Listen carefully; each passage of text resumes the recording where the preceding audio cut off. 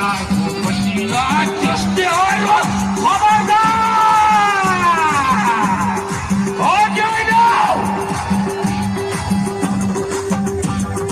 नालायक कुपुत्र नेताहरू देशलाई गाह्रो आफूले देशका नागरिकलाई शरणार्थी बनाउने आफूले देशका नागरिकलाई शरणार्थी बनाउने गिरी बन्दु टिकापुरमा ठसठसी बनाउने यही देशमा बाँचेका छन् यही देशमा